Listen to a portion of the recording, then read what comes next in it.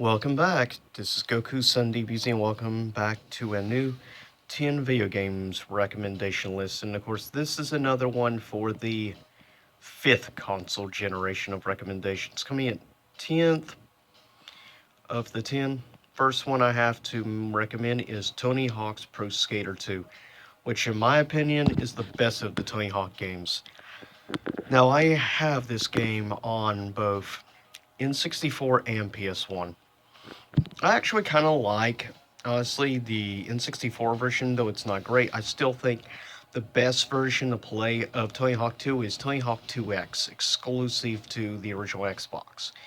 But it also plays pretty good on Dreamcast. You definitely have a variety of consoles, but I'm just giving recommendation on the N64 version, plus the fact you get an awesome looking yellow cartridge, which is cool because there aren't a humongous amount of like special colored cartridges for the N64. This is one of the few that got its own special color, which just makes it look a little cooler, honestly, having this unique yellow color to it. But yep, and you can get this game for like $10 or less, so it's a very reasonable price for a fun game. And the music more than makes up when it comes down to it. Coming in at number 9 is for the Panasonic 3DO, though you can also get this on PC as well. But this is, and years ago I did play the PC version, but I'm recommending the 3DO if you want a console version. Honestly, it plays just as good, I feel. Myst is a really fun, really good puzzle series. I also have Myst 4 on the original Xbox. I'd eventually like to add 2 and 3 to my collection. I'm actually somebody, it's one of my ultimate like guilty pleasure type game types is puzzle games, because you actually have to use your brain. Plus, I actually really like the interesting like abandoned mysterious island. Adds a little more mystery to the game and stuff, like wondering why is the game abandoned. Obvious because at that time frame games really couldn't run like a lot of characters or stuff on screen. But at the time, it gave a very mysterious and like eerie feel to the game. And I felt that actually made me like the game a little bit more. Just to enjoy the like soft music and just the eeriness feel. I've always liked that type of stuff in games. But yeah, Miss is my next recommendation. Next up of recommendations is Twisted Metal 2. In my opinion, Twisted Metal 2 is the best of the PS1 era of Twisted Metal 1 through 4. Twisted Metal 4, I still cannot, for the like of me, to figure out why they made Rob Zombie a character, like a boss type character in the game. Plus, of course, they used Rob Zombie music. But that was when he was at his peak, commercially speaking. But to me, even though graphically it may not look as good too, I just felt 2 had an interesting boss. Plus, it was like a jumbo size, like evil version of Sweet Tooth, the main boss. It's actually just interesting. It's like a monster sized version of Sweet Tooth, except it's not technically Sweet Tooth. Still, it's a really fun game, and I love the cover art. It's just unique. And of course, obviously, the face being Sweet Tooth's face, though technically that's also the boss. Which actually, I believe, has like 2 forms, the final boss. But it's a fun game. They made Minion a little bit weaker in this game. He's still pretty tough, though. He was the boss of the first game. But I just really, honestly, always have loved the Twisted Metal series. I own just about almost every game. I still need Twisted Metal Head On for the PSP. But seriously, if you get a chance to get Twisted Metal 2, price-wise, you can get this game for probably $10, $15 range. So it's not too bad.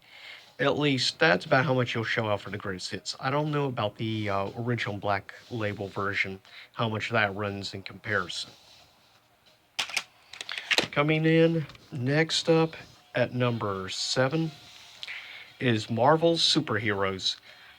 Of course, from Capcom. Now, I recommend getting the Japanese import version if you want for Saturn, if you don't already own it.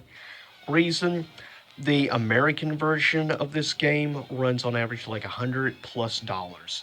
You can get the Japanese version like I did, and you can get shell out about $25. So you're literally spending a quarter of the price of what the American version costs. And it's basically the exact same. There's really not much difference between the American and Japanese version. The PS1 version is kind of a downgrade, like many PS1 ports, unfortunately. But this is pretty much very arcade, almost arcade perfect, I dare say. And it's fun. Plus, it's cool that the fact this was the debut of the Infinity Stones. And of course, the big baddie of this game was none other than Thanos, which was awesome. And he, like any Capcom old school fighting game boss, was a pain to fight against. But that's what makes him really a good fighting game boss, is just being cheap, unfortunately. But it's seriously a good game, and I highly recommend you get Marvel Superheroes. It's just a really fun game all around. Coming in at number 6 is, of course, for the N64, 007 Goldeneye. Hands down, probably about the single best game ever based on a movie, in my opinion. And this was really the very first person shooter I really enjoyed. Not the overall first. That actually went to another N64 game called Turok. But GoldenEye, hands down, is a game I highly recommend. On average, you can get this game, can run, depending on condition, run from anywhere from probably about $15 to $20. So it's actually not bad at all price-wise. It's a very reasonable price, I think, overall for such a good game. Coming in at number 5. Needs no introduction. My personal favorite of the Alpha series, and pretty much nowadays, I actually think Alpha 2 is maybe my favorite Street Fighter game, period. For a long time, it was Street Fighter 2 Turbo. But I actually think I honestly prefer Alpha 2. But yeah, this is a great game. I love, of course, the anime art style of the Alpha series more, which is why Alpha series is my personal favorite series. And I actually feel if you're going to get a console version, of course, obviously, of this game, I recommend either getting the PS1 version or getting the Sega Saturn version. Now, the Saturn version, price-wise, might be a little cheaper. I definitely do not recommend the Super Nintendo version. It's insanely overpriced. It's on average running like about $40 to $60. Saturn version will set you back about $10. And this version, the PS1 version, this will probably set you back on average $15 to $20 on average. It's not a bad price, honestly. I think it's more than worth it for Alpha 2. Of course, known as Zero in Japan, but yeah. I just always was a big fan of this cover art with Ryu and, of course, Akuma, and then in the background, Sakura. Coming in at number 4 is WCW NWO Revenge. Yeah, overall gameplay-wise and stuff, WWF No Mercy may be technically the superior game overall, but I'm just biased because I grew up in the Attitude Era and the Monday Night Wars, and I was a big fan of WCW. And I love the fact on the cover art, or rather picture, that the fact is you have Raven, Kevin Nash, Goldberg, and Hogan, which is just awesome. And to this day, this game pretty much is neck and neck with No Mercy for being my favorite wrestling game of all time.